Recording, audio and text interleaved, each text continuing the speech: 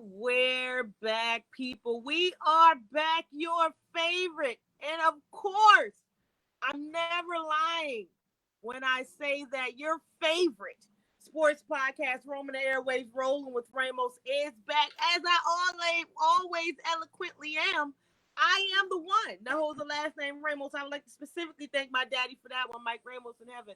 Every day I love you and I miss you every day. Episode 127. We stacking up them things, ain't we? Episode 127. Shout out to MLB. If you want some MLB stuff, I know some news came out last week. We only are one show a week. We can't give you everything. But I got you next week on some MLB. But shout out to the MLB, as this is episode 127, the Mike Trout edition. Joining me, a good friend of mine, freelance journalist, host of Touring the AFC South podcast, Mike Patton, and our brother from the West Coast, from the other side of the land, Timothy Parker. He is the news/sports reporter for Spectrum News 1 SoCal and Spectrum Sports Net. Fellas, you are joined. It's Ramos and friends today. My co-host Tristan, my main man, sick. So y'all riding out with your dog. Thank you. I appreciate you. Yes. What's up? What's going on? Thank you for having me. I can't hear you. Mike. You can't hear me? Can't hear Oh. you. What's that? I can hear all you guys. And I can't hear him. Now I can hear. I can hear. You want me to talk? You good? I can hear him. I can hear Tim, but I can't hear Mike now. Can't hear me. Okay. All right. You want me to get out and go back in? Yeah, Mike, I'm try seeing that the because voice. I can hear you on here. Okay. All right. I'm gonna get out and go back. So come back in. He's gonna take himself out and come back in, right? Okay. Yep. Technical difficulties is something else. Yeah, no, I get it. We're gonna keep it moving, and I'm gonna bring him in when he finally comes back in. Bear with us, America. Bear with us. Anyways, I want to start off with a somber moment here in sports. Yesterday, January 26, 2022, and the emphasis on 2022 and the 2, because that makes 2 years that NBA legend Kobe Bryant and his daughter Gianna passed away, along with 7 others. Passed away in a helicopter crash 2 years ago, which took them away from us. It's crazy because Kobe's death has become one of those things where people start to ask you, where were you? There's Mike. Hello, can you hear me now? We're talking about Kobe. Kobe's death has become one of those things where when people bring it up, they ask you immediately. And I don't want to use this reference, but like, you know how people of back in the day will say where they were when Martin Luther King or people of those statures passed away, where they were when they heard the news. That's exactly how Kobe's death had been. I had just finished having a nice weekend with reconnecting with some elementary school friends. And then Sunday around noon, 1 o'clock our time over here on the East Coast, my phone blows up. Someone texts me, did you hear the news? I said, what news? And then next thing you know, TMZ goes off. And of course, TMZ is valid, but then you start thinking there's always a celebrity death hoax. This can't be. And even not that, my immediate answer was Kobe's not gone. Not Kobe. You know? And then flick, CNN, everything just started popping off. And it was something that you had to believe. And we've had to try to believe it for the last 2 years. Tim, it's one thing with the world being shattered, and it's one thing for the sports world being shattered. But you cover LA sports. You live in LA. Take us into that day and the mourning process has been the last 2 years for the city of LA, who took in Kobe as a resident son, if you will. It's funny that you mentioned, do you remember where you were? So that day, I was literally heading the direction of the crash site on another story. It's a story I didn't want to do. I was invited to the Grammys, so I wanted to go to the Grammys, but another reporter called out sick. So I'm heading up the highway to some random story. I'm like, all right, well, this is. I'm just like, I can't believe I'm doing this. 'Cause I'm pissed off. And then I get the call from my producer. I thought he was playing, but clearly he wasn't. I actually, when he called me, I was 5 minutes away from the crash site. So I get off the exit, and it was just crazy. It was unbelievable. It was sensational, but what you know how in our business, sensational, you get all up for it. This wasn't that. This was trying to process it, and you're actually, as a reporter out there, all those fans who were at the crash site, like what you can't get so far, but you could see the smoke from the helicopter. So for all those fans who are out there, they're looking to me for solace, and I'm looking to them for solace too. It was one of those things, and that whole I guess that whole week long, actually that whole month, for a month until the funeral, which was 2/24, February 24, 2020, because number two, Gianna's I can't oh my god, I can't believe I'm forget the girl's name. I've said it like a million times. But Mama Zita's number and then Kobe's number is 24. So that that was a that whole month from 126 to 224 was emotional. It kind of got less heavy for me the first Lakers game back. That was the first time we got to heal a little bit with Usher sang at the tribute, LeBron did his speech, and they played basketball because it wasn't about basketball all week long. Didn't get sleep. I was live at 5 in the morning, up the next live at 5 p.m. talking to women who were impacted by his impact in women's basketball. Cappy Pondexter, talking to the real right people who played against him. It was just nonstop. Telling stories about his philanthropy. It was just overwhelming, and it felt like I lost a brother or a family member because he's from Philly. I'm from Philly, and what he meant to LA. You got it both directions. All my Philly people are shattered. All my LA people are shattered, and I'm trying to work. Yep. But when you probably, I would cry myself to sleep or cry on the way. Sorry about that. I would cry all the way, to the live shots because it was that dramatic. But over the last 2 years, it's been more healing, telling the stories about what he's did for the community, and now you don't feel sadness anymore. You feel reverence and respect for Kobe Bryant 2 years later. Mike, we're still 2 years after his passing, and T Mac is on TV talking about his daughter and talking about how they both went to each other's children's games and how she had a fadeaway. Even at 12, 13, that girl was going to be a monster. And he won't get a chance to see his legacy spread. She won't be able to be the legacy. And you're seeing grown men on TV still crying 2 months later. How have you, as a journalist and as a man that has obviously probably covered Kobe Bryant and watched his game, how have you been able to process the last 2 years? I mean, honestly, it is the day it happened, I remember exactly where I was. As you were talking about remembering where you were, I had just come back from church, was inside, and I saw it come across my phone, and like your reaction, I was shocked, and I'm like, nah, that can't be. I'm gonna wait a little while, and nah. And then you start seeing it coming from everywhere, and then the emotion hit me. And I'll say this, just to be honest. I mean, I wasn't the biggest Kobe fan coming up, but I respected his game. And then after he played, I respected him as a dad and the things he did for his children and mainly his little girls. Because I have an 8-year old, so 8-year old little girl.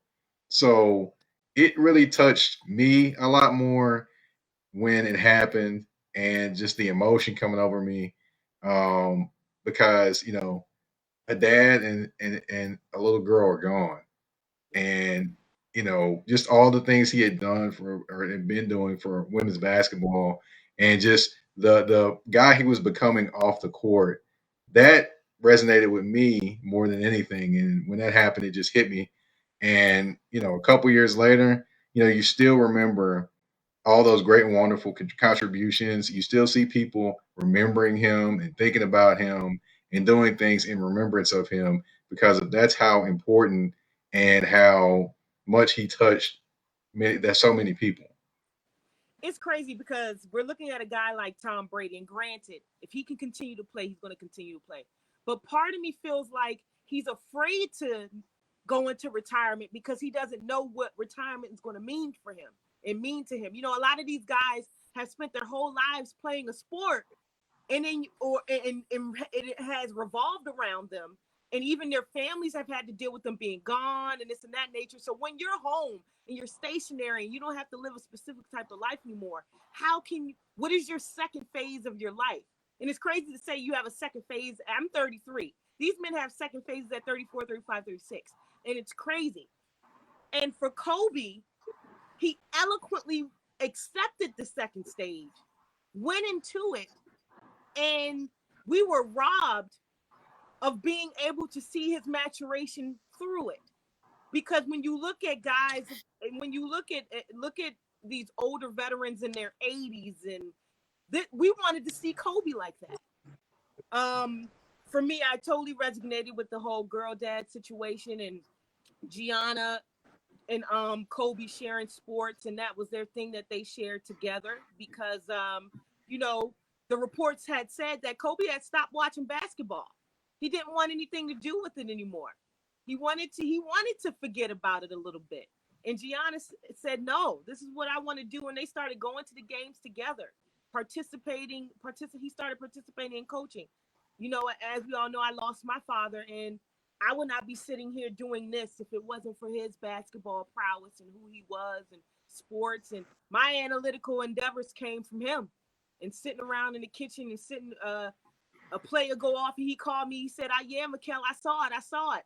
And that's the true essence also of what sports can do. And on one end, it's like you can lose a dad in the sense of a title, but the friendship that comes along with having a parent as well.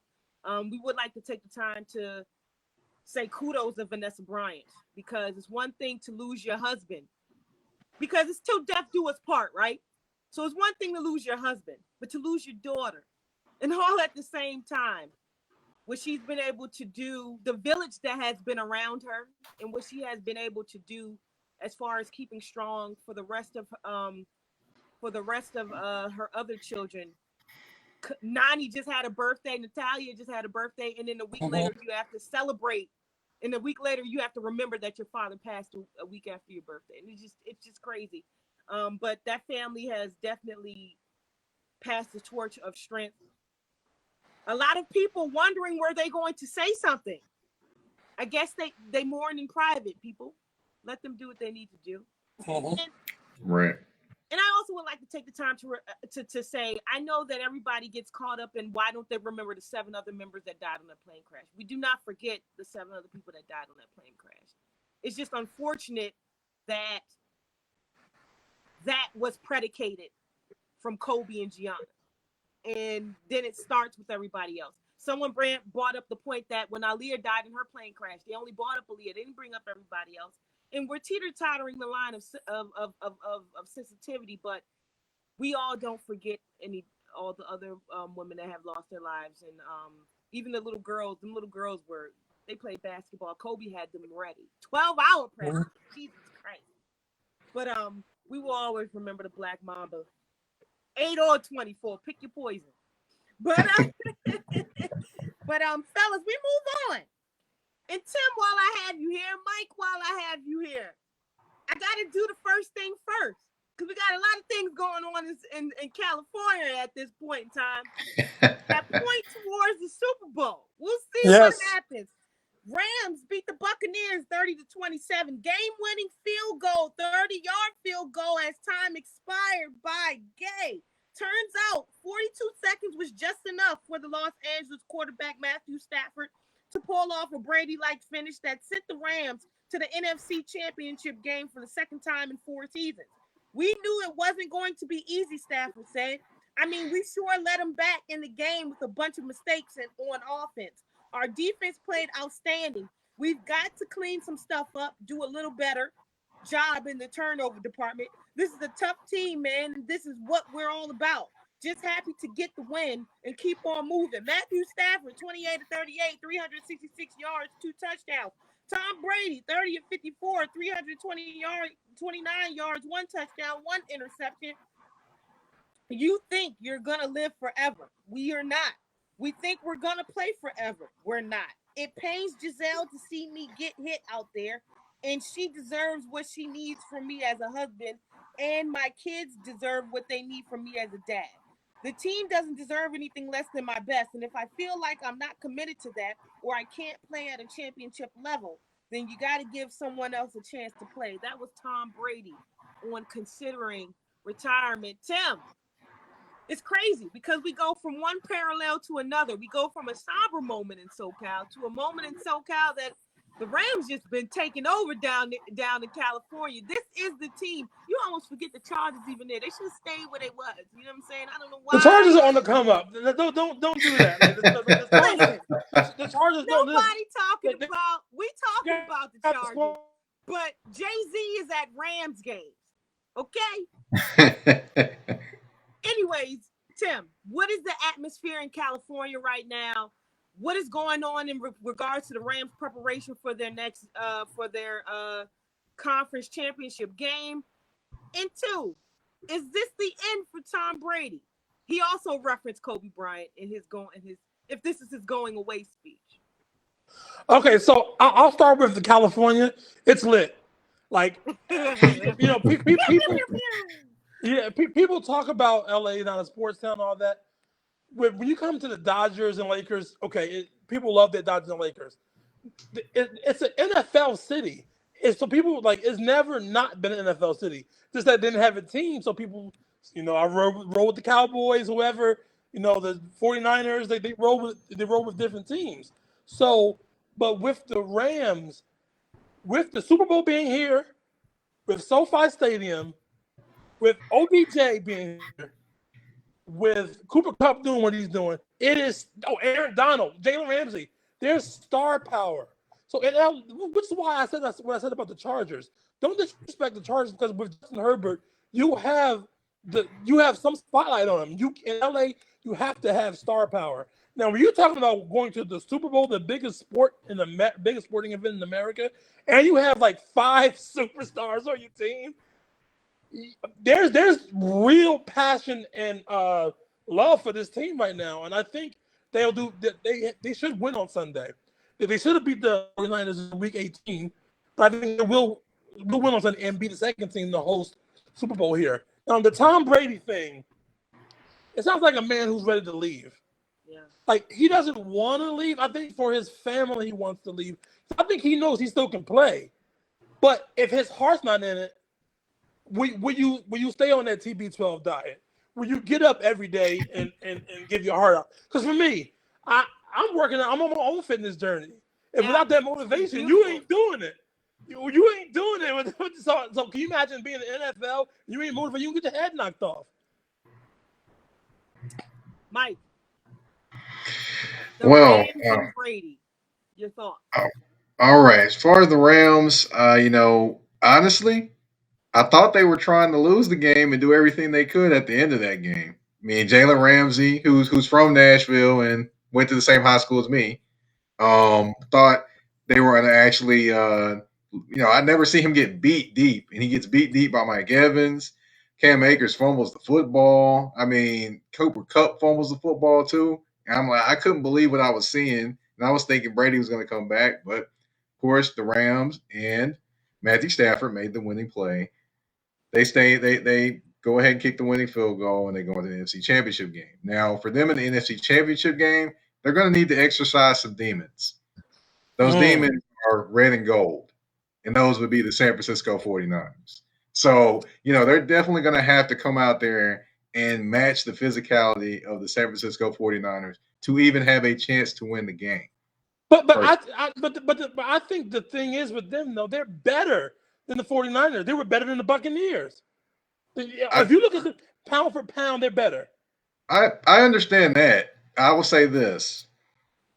The thing that has dominated both games is the 49ers have come out and hit them in the mouth, and they Up haven't front, yeah. responded twice. Yeah. That's what's been the biggest thing. Now, I would say talent-wise, yes, they have talent. They have two Hall of Famers on their defense. I can't say the 49ers have two Hall of Famers. Three. on Three. defense.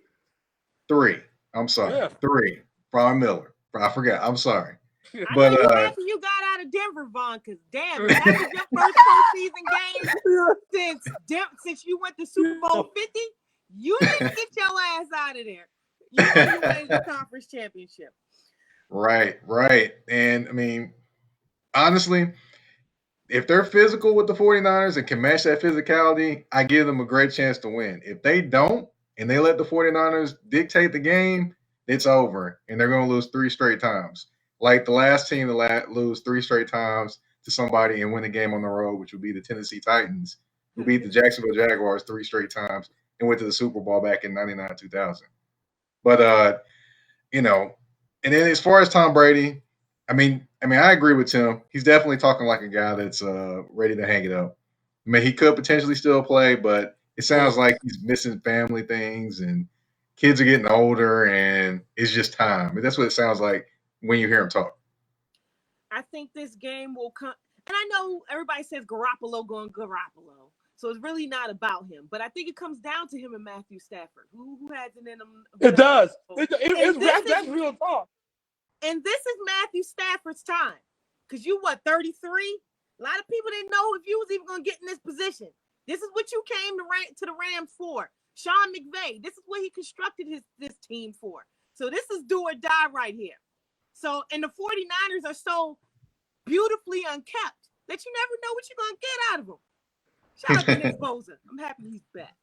And as far as Tom Brady, if he decides to hang it up, I remember he told Leonard Fournette, ask your dad what I'm about. I played with him.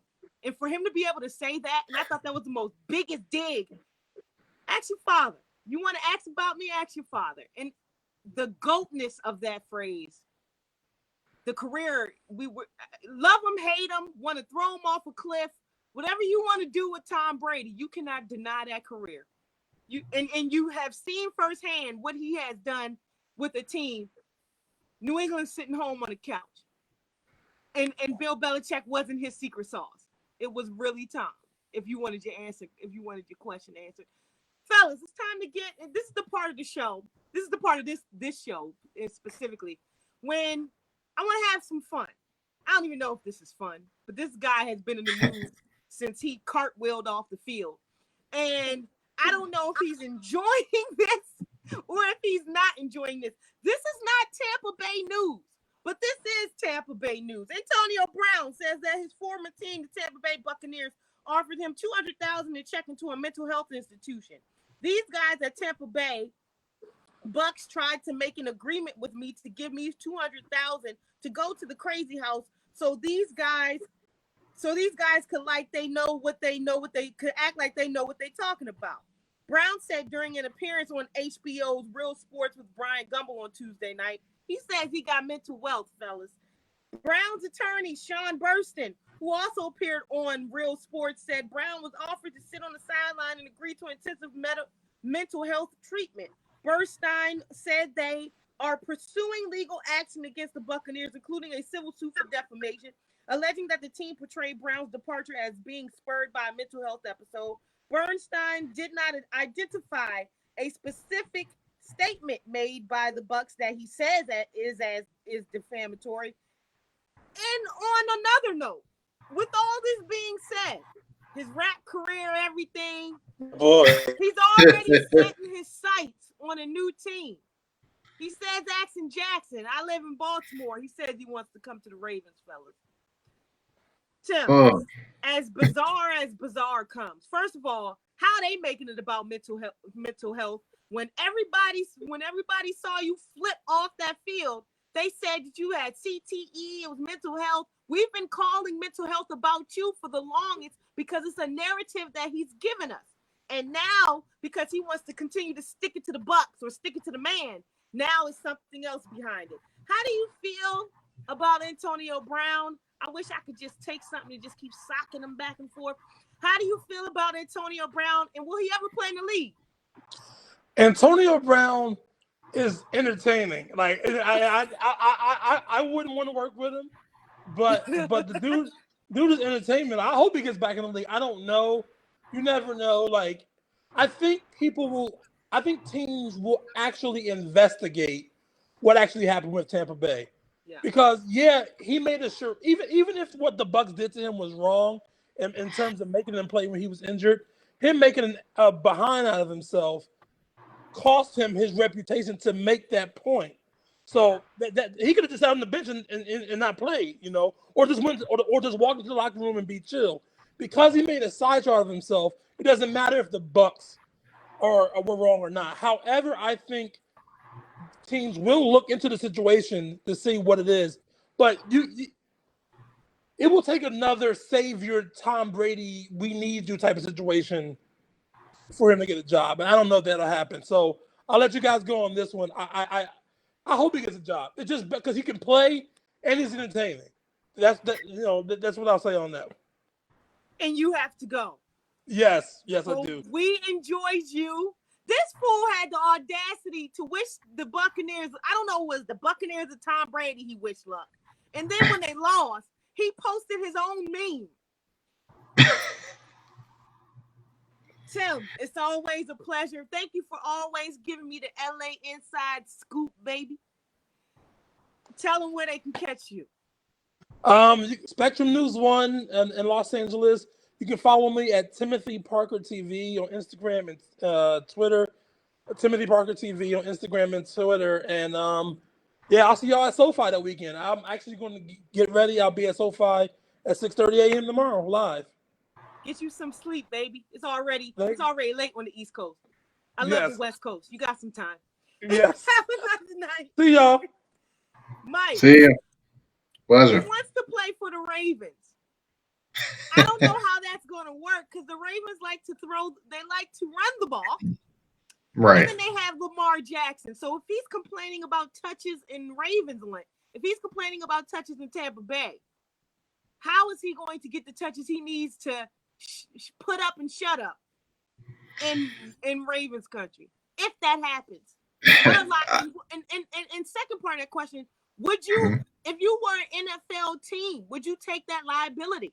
He has not been the same Antonio Brown from years past. His off the field and on the field antics have basically surpassed anything he can do productively at this point. I mean, honestly, if I were the Baltimore Ravens, kind of imagining him trying to be on that team, his cousins on the other side, Hollywood Brown, and you've got you got young receivers like Bateman there too, and Devernay, and then you've also got Sammy Watkins.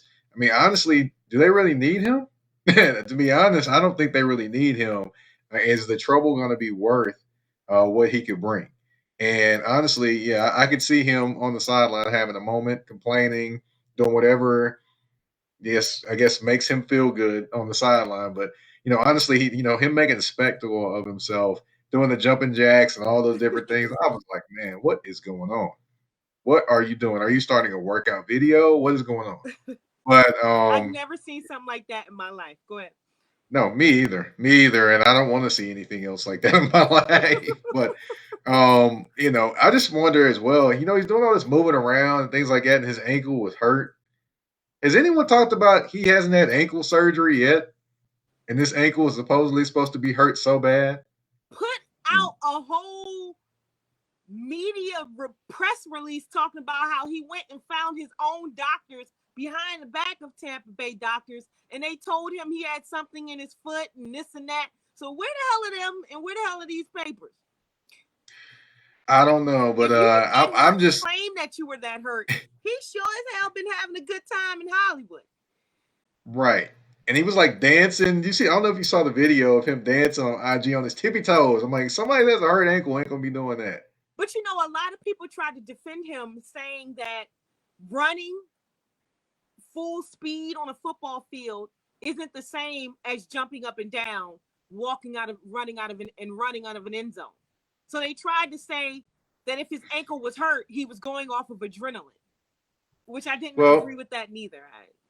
that could be possible, maybe, but I don't think dancing on your tippy toes is possible with a jacked up ankle. So I think they might want to check that one out. I don't think that's possible. I would say that we'll see what happens. And normally when I say that, I'm waiting for more news to come out because I don't really know if we're going to actually get to that point. I'm dead sure we're going to keep getting some news about this because Oh he has yeah. totally made himself a part of mainstream America now. So this is not the last. We'll hear about Antonio Brown before the end of the night. Yeah. He'll be on the shade room before the end of the night. Moving forward, the 49ers beat the Packers 13-10.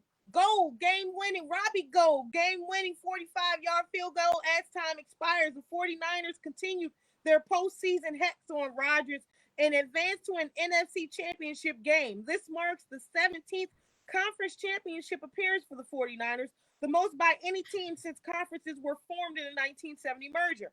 The 49ers have been tied by the Pittsburgh Steelers. Aaron Rodgers, Mike, 20 and 29, 229 yards. He dropped to 0-4 in career playoff starts against the 49ers. He's the first quarterback in NFL history to lose 4 playoff starts to a single opponent. By the way, since the Packers won their championship, won the Super Bowl, they have been 7-9. He now enters an uncertain offseason after skipping the Packers' mandatory minicamp in a standoff with management. Rodgers said he was uncertain this would be his last game in Green Bay. Rodgers said last month he was keeping all his options open. Not to mention, that whole vaccination thing. But you should have got suspended. I'm with Antonio Brown on this one, but you should have got suspended. We don't know why you didn't. Anyway, Well, is this I his do, last but game as a okay. Packer? How do you feel about the 49ers? Ah, boy. You want Aaron Rodgers to go out of the playoffs, just put the 49ers against him. It doesn't matter if they're great, good, bad, whatever. They're going to beat him in the playoffs. I mean, honestly, they owed him for the regular season, and they had them beat. And then, of course, Aaron Rodgers throws a long pass to Devontae Adams. They kick a field goal. They win the game. Um, just Aaron Rodgers.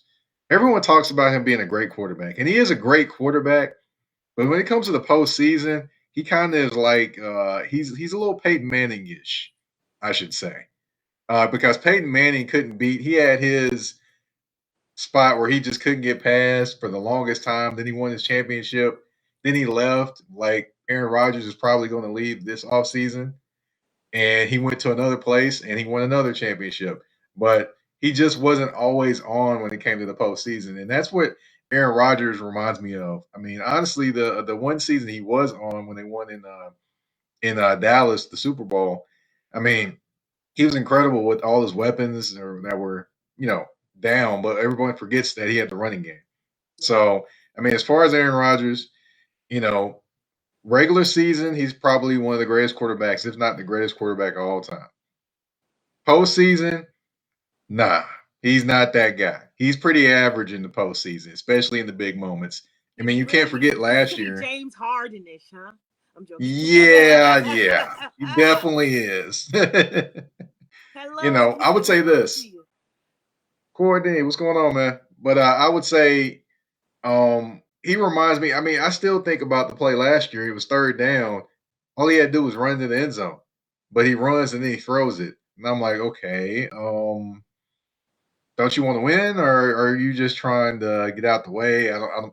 But it's those type of things that keep happening over and over again in the playoffs that make me not like him in the playoffs, but love him in the regular season. And this is just another addition to that long career of winning regular seasons, coming up short in the postseason as usual.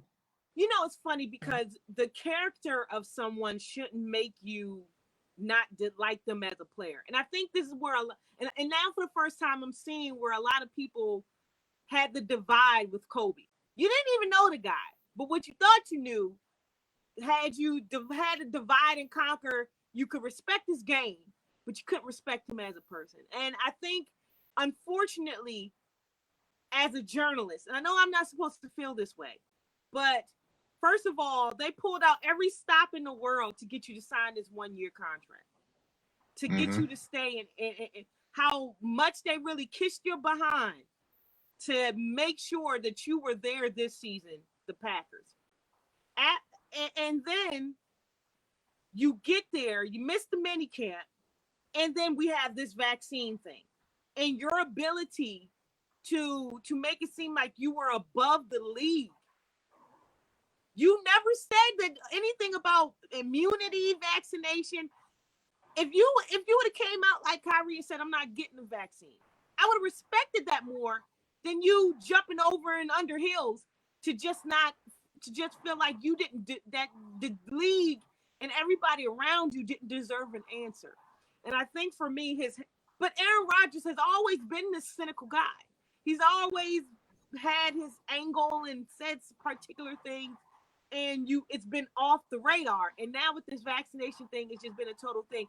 And you finally see his "I'm above all" mentality. And I think for me, that changed my perception of discount double check. Yeah. I'm trying. I don't want to do that, but it really totally did. Mm-hmm. Why not us, Mike? Why not us? It continues to be the Bengals. The Bengals beat the Titans 19-16. It's their first road win in franchise history. They were 0-7 before. Joe Burrow, Mr. Too Cool for School. Shout out to Sunshine and remember the Titans, because this boy. Joe Burrow said rookie kicker Evan McPherson, he has a good career coming his way. Move over, Justin Tucker. This is the new golden toe eventually. Evan McPherson told the Bengals, "Looks like we're going to the AFC Championship." And this was right before he made the 52-yard game-winning field goal. Tennessee tied an NFL record mark held by 4 other teams in the postseason by sacking this man Joe Burrow 9 times. Is anything y'all do in the preseason? I mean, in the postseason. You get your behind an offensive line, Cincinnati. And I don't know what you didn't do for him, Joe Burrow. I don't know if you didn't buy him a Christmas gift. I don't know what happened, but you were sacked 9 times. I am trying to figure out how you won this game. Anyways, Joe Burrow, 28-37, 348 yards. He did not throw a touchdown. He did throw a pick. He was sacked 9 times. Remember that part? Remember when Chris Rock kept saying 50 Cent was shot 9 times? That's how I feel about that. That's how I feel about that. Joe Burrow was sacked 9 times. That's how you can continue to say this. Burrow became only the second quarterback to win an NFL playoff game despite being sacked 9 times, joining Len Dawson, who beat Buffalo for the 1966 AFL championship. Jamar Chase, that bad man. This is my whole thing. Y'all knew the ball was going to this boy. Y'all still let him get 19 yards. 5 receptions, 109 yards. Mike is all you, baby. He was sacked 9 times. Yes. I mean, I actually was at this game. Woo! So I was live watching this. So, honestly, I'm looking at the game. You got money. And I'm trying to figure out what's that? You got money. Well, I was actually in the end zone, so I could see the back of every play, and I could see the plays coming right at me. So literally, I'm watching the game, and the 49ers, but the Titans. I mean, honestly, looking at it, I'm trying to figure out where Tannehill was throwing the football a couple times. And the last play of the game, he's throwing it into a tight window where the guy's not open.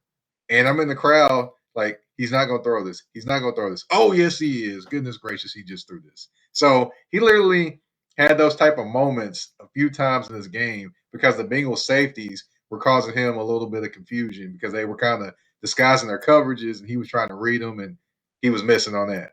But the biggest thing I looked at, too, is, I mean, Joe Burrow just has a kind of calm and cool, collective just appearance about him. Even when he's getting sacked, he jumps back up, calls the play, does this, whatever. And, and what's indicative of his play and his demeanor and his leadership of this team and why they kept focused to win this game, even when they didn't have their best offensive game, he scrambled on a 3rd down, dove for the 1st down, jumps up, and signals just like this the first down. He did that. That team, I knew that team was winning the game because I was like, yeah, he took all these sacks, he took all this punishment, he still jumps up, has a little swagger while he makes things happen. I mean, you got to give credit to the young guns there, and you got to give credit to that defense for making things difficult for King Henry to even run the football on this game back. It was supposed to be the coronation. He's coming back and all their offensive weapons back, but His foot was offensively, getting messed up too. Yeah. yeah, I would say I don't know necessarily his foot was all the way messed up. It's just his rhythm was just off the entire game. It's like he wasn't really running; he was tipping into the hole, and that's indicative of a guy that's been out for a while and not used to getting hit in the games. So that's why I would think was the biggest thing when watching him play. How have you felt about? Okay, so they're about to play the Kansas City Chiefs, and a lot of people would say, "There's no way in hell." A lot of people are already counting on the Chiefs. You got Patrick Mahomes over there. We'll talk about him in a few minutes. Travis Kelsey, Hilaire. There's nothing you can do about this. But Joe and has been too cool. The mantra, the whole mantra of this team, these ain't the same Bengals that we've seen in past years. There is no Vontaze Burfict kicking somebody, and next thing you know, you losing the game. Which is sad for Marvin Lewis because it wasn't really him. It was, these are not the same Bengals. They're kept, they're professional, they're ready. They're going into high pressure situations, not pressured. Not to mention they're young. Joe Burrow sounds like he's been here before. These aren't the same Bengals. How have you felt about seeing the maturation process of the Bengals this season? Well, honestly, I've been excited to watch it. I honestly thought they made a huge mistake when they drafted Jamar Chase and didn't draft any offensive line help. But I, like many others, have been proven completely and utterly wrong. So just looking at the way they play and just the composure and the mentality, I mean, I'm surprised that they got this great this quickly. And it's just amazing just to watch the composure, all the things that they can do just because their quarterback is back there commanding them and kind of giving them that confidence that's breathing into them. Not to mention, they spent good money defensively on guys like Von Bell and Mike Hilton and Trey Hendrickson up front. And they got a guy from the Cleveland Browns to play D tackle for them. So those five guys right there added to what the confidence and the things they can do offensively. I mean, honestly, the sky could. I mean, they could go into Kansas City and actually win that game. That's not out of the I'm on question. the It's really not. bandwagon, baby. I'm drinking the Kool-Aid, the water, whatever, until it ain't done. I just, you fall in love with this, right? Yeah, I mean, you can't help but fall in love with it. I mean, Joe Burrow just has the magnetism to bring you in. You Yeah. just can't. You can't. It's hard to hate him. It's really hard to hate him. You got to like him. The way he plays, the demeanor, everything. Last but not least, the Bills and the Chiefs. This was a lot of people saying this weekend was the best playoff weekend they've seen in a very, very long time. 36-42, the Bills lose to the Chiefs. Gabriel Davis, the first player in Super Bowl era with 200 plus reception yards and 4 touchdowns in a playoff game. Sorry, that had a loss next to it. Josh Allen's Mm. decision on overtime on the coin toss was his only mistake for Buffalo all night. Patrick Mahomes promptly followed it by marching Kansas City downfield against the NFL's top-ranked but exhausted defense, then finding Travis Kelsey in the corner of the end zone from 8 yards. I know his mother had to have a field day with this game because both of your sons are playing against each other at this point in time. Never giving his burgeoning rival an opportunity with the ball. Josh Allen, 27-37, 329 yards. He threw 4 touchdowns. Most of them to Gabriel Davis, who had 8 receptions, 201 yards with 4 touchdowns. Patrick Mahomes, 33 of 44, 378 yards, 3 touchdowns on the ground. 7 carries, 69 yards, 1 touchdown. Tyreek Hill, 11 receptions for 150 yards, 1 touchdown. Travis Kelsey, 8 receptions, 96 yards, 1 touchdown. A lot of people calling for the end of this rule in overtime. But I mean, everybody got to play. You send your defense out there, they're supposed to stop the ball, right? Keep it That's real, right. Steve. That's right. I just don't. I don't. About the overtime rule. You keep it the same. Be honest. You can't just change it because you didn't get the outcome you didn't want. I mean, a lot of people wanted Buffalo to win the game. It's pretty evident. It's pretty evident with all the talk and things like that. But the overtime rule is what it is. You have a defense. In fact, they had the number one defense in the NFL. Buffalo did. They should have been able to stop them. First of all, they should have never went to overtime, or it could have helped themselves if they would have squib kicked the ball, and maybe that would have took out at least maybe 3 or 4 seconds off the clock. But in overtime, if you don't get the ball, your defense has to stop them. They didn't stop them; they lose. Overtime rules probably not going to change. It is what it is. Either you win or you lose. There can't be both winners in the game. So you think they were pumping up this whole two Cinderella story thing with Cincinnati and the Bills and something different and blah blah blah. Right. Right. The Bills are always the team that comes up short. They're always they're not Cinderella, but they're like the other three sisters that always didn't get the prince. That's what they are. Damn, They've been that way. They've been that way in the Super Bowl, missing out like what 2 or 3 different times. I mean, they did have one great comeback with Frank Reich where they beat Warren Moon's Houston Oilers, but other than that, you can't really say a lot of successful things happen in Buffalo, unfortunately. Last but not least, Mike, we gotta talk some NBA. We all know that you saw your All Star. First of all, I thought it was so great how they introduced the All Stars with the picture of everybody at the scores table. I thought that was kind of cute. The league's changing. We'll talk about that soon. Don't worry about it. We'll talk about it. Everybody wants somebody snubbed. When are you guys gonna understand? The fans pick who's in the All-Star game. Stop talking about the snubs. Stop talking about who didn't make it. Stop talking about all this, making this a big deal. The fans, I remember when I was young going on the computer and voting myself. So stop it. It has not changed. DeMar DeRozan, your streak done ended, baby. It only took you going to Chicago. Maybe it was Toronto that was doing it to you. The streak has ended, baby. Welcome to the Yes. All-Star break. He's going to be a kid in the candy store in there. Anyways, James, as if we can't get enough of the Brooklyn Nets, Mike. James Harden, according to Yahoo Sports, Harden remains invested in competing for the title in Brooklyn this season, according to multiple sources with knowledge of the situation. But Harden has recently informed several confidants, including former teammates and coaches, of his interest in exploring their options outside of the Brooklyn Nets this summer. See, this is the deal. You spent 7 years in Houston, didn't make nothing of it. You got everything you wanted, and still didn't make anything happen in Houston. It was everybody else's fault, but your fault, what was going on in Houston. And we treat every other star different than how we treat you. It was even Carmelo's fault. It wasn't Carmelo's fault. Y'all have been had the same problems y'all had when Carmelo was here. You should never went to Houston in the first place.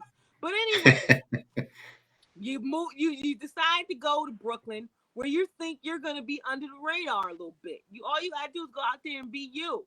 However, COVID done messed the team up. Kevin Durant's run down now that he's out. And we got this little thing about Kyrie Irving and how he's not going to play because he doesn't want to get vaccinated. So this has become a soap opera that you didn't expect yourself to run into. Going gets tough. James Harden wants to go. Mike. Oh boy, as far as James Harden, I mean, honestly, he's got to become a little bit more Houston James Harden at this point because you never know if Kyrie's going to be there. Kyrie's not. Kevin Durant's out for a month more than likely. So he's going to have to score more, and he's going to have to develop some of the people around him, like a Cam Thomas, Kessler Edwards, and those guys. But go looking further than that and looking to this offseason, of course, he's a free agent. The one thing that James Harden has never been in the NBA, a free agent. So he's kind of looking at, I would say he's probably kind of looking at, hey, teams are going to be trying to pursue me and tell me this and tell me that. So he might be kind of looking forward to actually sitting in a meeting and talking to teams about why he should join their team. Now, do I think he actually gets there and gets like a free agent deal? I think it may be a sign and trade perhaps, but I don't think it'll end up being an actual free agent deal that he signs if he leaves Brooklyn, that is. Brooklyn can't catch a break, can it? And this team was supposed to go to the championship. It was constructed to do that, and it has not. They haven't even Right. played 12 games together or something like that. Right. Anyways, Mike, tell people first of all, I hope you enjoyed yourself. Welcome to my home, literally. I hope you enjoyed yourself. I hope this isn't the last time we see you. Have your people call my people. This was great. Tell them where they can find you. You can find me on Twitter at Mike Patton82. That's MikePatton 82 on Twitter. Of course, you can find me touring the AFC South on all listening platforms. Of course, that's iHeartRadio, that's Spotify, Apple Podcasts, Google Podcasts, wherever you got it, you can find me. That's what that's what I got. My man, thank you for joining me. I'm going to say it. First of all, wishing my co-host the best as he heals and gets better.